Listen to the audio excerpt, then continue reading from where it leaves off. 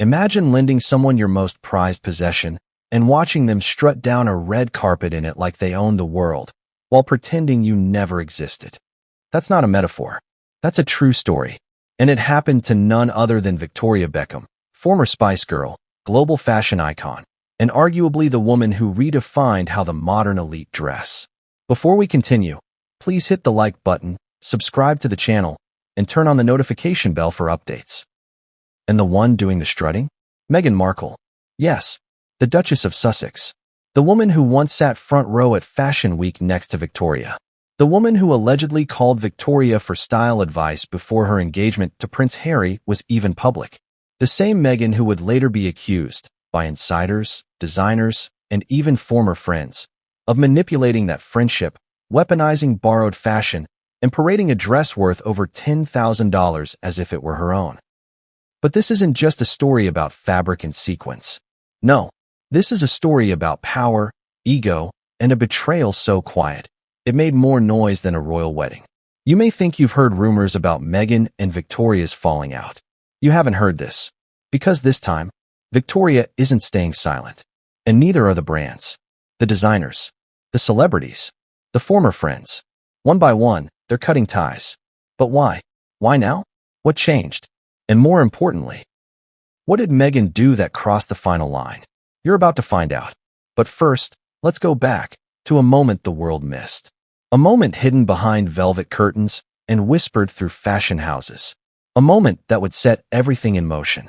Let's go back to the dress. It wasn't meant to be public. That was the understanding. In fact, it wasn't even meant to leave the studio. Victoria Beckham had designed the piece herself. Minimalist, yet sculpted. Regal, but modern. Hand-sewn embellishments around the collar. A rare silk blend only her Milanese supplier could source. Think, grace meets precision. Think, legacy in a dress. She'd made it for a specific moment. A specific woman. But somehow, that dress ended up on Meghan Markle. And not in private. Not at a wedding. Not even at a charity event. No, it ended up on the cover of a high-profile magazine spread, photographed, dissected, and splashed across headlines worldwide. Meghan, draped in it, captioned as wearing her own design. Her own. There was no mention of Victoria. No tag. No credit. Not even a nod.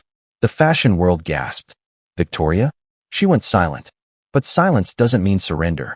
In fact, in the world of high fashion, silence often screams the loudest. Now ask yourself, what kind of woman stays quiet while the world miscredits her?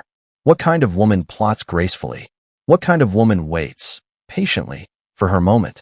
Victoria Beckham does. And that moment is now. Why does this story matter today?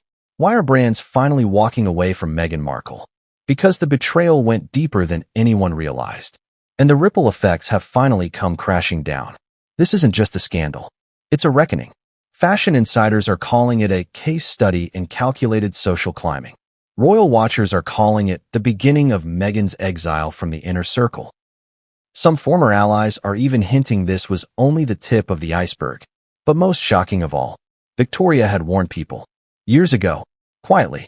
Discreetly. They didn't listen. Now they are. You'll hear from stylists who work directly with both women. You'll learn about the heated private texts Victoria reportedly sent. Messages that mysteriously never leaked until now. You'll hear how one dress turned into a declaration of war in designer circles. And you'll witness how the very fashion brands that once competed to dress Meghan Markle are now ghosting her emails. Still think this is just celebrity drama? Let's zoom out. What does it say about trust in elite circles when friendships are turned into fashion statements and then stolen as stepping stones? What does it say about the culture of celebrity, where silence is used as currency and exposure is weaponized? And what does it say about the difference between class and clout? We're going to answer those questions. But this story won't unfold how you think it will. Because the real scandal isn't about Meghan wearing Victoria's dress. It's about why she wore it, how she claimed it, and what she tried to erase by doing so. We'll take you behind the scenes, into exclusive designer studios, PR war rooms, even the alleged group chats between Victoria and other fashion moguls. You'll see how Meghan's fall from grace wasn't sudden. It was self-orchestrated, one fashion faux pas at a time. And most explosive of all, there's evidence. Photos, emails, Witnesses. People who once signed NDAs, now breaking them. People who once worked in silence, now speaking out. But the most powerful voice of all, Victoria Beckham. She never needed to raise hers. All she had to do was design a new dress and wear it right in front of the cameras.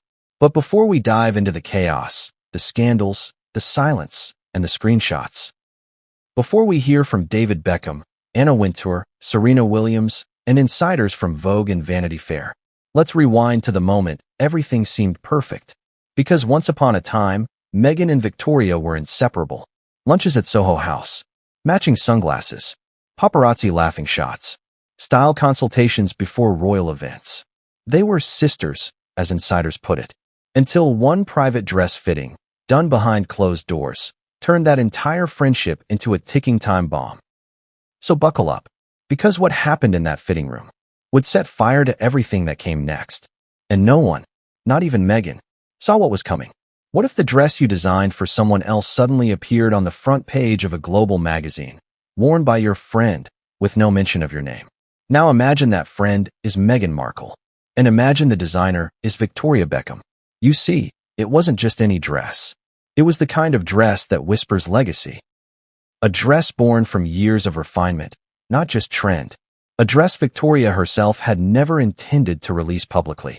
It was personal, private, crafted in confidence for someone close. A dress that embodied trust, until it didn't. Because trust, in this story, isn't something that unravels slowly. It rips. It all started in Victoria's London studio, sleek, minimal, with scentless white lilies in every corner and the faint hum of jazz playing from an invisible speaker. A sacred space. A sanctuary where every stitch, every hemline, every silhouette had meaning. On that crisp, overcast afternoon, Meghan walked in with her signature smile and something else Victoria couldn't quite place. Urgency. That's what it was. "Vic, I need something special," she said, closing the door behind her. She wasn't in a rush, physically, but there was something performative in her posture, as if the world outside was pressing in on her. She told Victoria it was for a private engagement. A closed-door gala. No press, no cameras. And she asked, rather sweetly, for something elegant but understated. Something that said power, but not too loudly. "You know, that Beckham edge," Meghan whispered. Victoria, despite a slight pause, nodded. She had just the piece. One that had been sketched months ago, but never shown. A structured floor-length ivory silk gown with asymmetric pleating across the torso, and a subtle crystal collar so delicate it shimmered like a whisper under light. It wasn't just a dress. It was a message, a masterpiece, and it had Meghan's silhouette in mind, even though Victoria hadn't known it until that moment. The fitting was quick. Too quick, in hindsight. Meghan loved it, but didn't linger. She looked at herself in the full-length mirror once, twice, turned sideways, and then said, "This will be perfect. I'll take it." Victoria hesitated. "You'll take it now?" "Yeah," Meghan replied breezily. "You said this one wasn't going into your fall line, right? So, no one will notice." There was a beat of silence. "No photos, though," Victoria added carefully. "This one wasn't finalized for release. It's one of my unreleased customs. I'd rather keep it private." "Of course," Meghan said, smiling. She took the dress and left. 2 weeks later, the internet broke. Vanity Fair. The royal issue. Front page. Meghan Markle. Draped in the exact dress. Same asymmetric pleating. Same icy shimmer around the neckline. Only this time, the caption read, "The Duchess wears her own custom gown. Modern royalty defined." Victoria nearly dropped her tea. Now pause for a second. Ask yourself, if you were Victoria, what would you do? Would you text Meghan? Would you email Vanity Fair? Would you call your PR team? Would you go public? Because here's the thing, Victoria did none of that. She didn't post a subtweet. She didn't call a journalist. She didn't even like the post. But she saw it. Every inch of it. And worse, she saw the comments. Meghan's style is evolving beautifully. She's such a trendsetter. Love that she's designing now. This custom design is one of her best looks. Custom? Hers? Victoria sat silently. She didn't need to scream. Her silence was about to become deafening. What most people didn't know was that Victoria hadn't just lent the dress. She had hand-stitched part of it herself. That collar? It took 6 hours to get right. Her assistant had pricked their fingers more than once on the microscopic beading. The seamstress in Milan who sourced the silk was only commissioned because of a handshake agreement with Victoria to keep that fabric off-market. This wasn't just fashion. This was intellectual property, and Meghan had passed it off as her own. In the fashion world, credit is currency. Designers live and die by visibility, by associations, by who wears what and who says who made it. For Victoria, that dress was supposed to be a silent jewel, a crown kept in the vault. But for Meghan, it became a billboard. And with one spread in Vanity Fair, Meghan had not only taken the jewel, she'd made it look like she'd mined it, cut it, and polished it all herself. The betrayal wasn't loud. It was devastatingly elegant. So why didn't Victoria retaliate? Why didn't she call it out? Because she didn't need to. Instead, she picked up the phone and canceled the release of a similar design for her spring-summer showcase. Then she texted her inner circle of A-list stylists. Please refrain from using look 7 until further notice. That was it. No drama. But behind the scenes, designers started whispering. Because everyone knew what look 7 was. They'd seen it on Meghan, and they knew it wasn't hers. It didn't take long for the ripple to hit. First came the text messages, private but telling. A well-known stylist reportedly messaged Victoria. I thought she asked your blessing. She said it was a joint project. Another. Wait, she didn't credit you? We're pulling it from our mood board now. Then came the designers. One major label, rumored to be working with Meghan on a post-Netflix fashion launch, quietly paused talks. Creative ethics was the official reason. Unofficially, the dress, the theft, the fallout.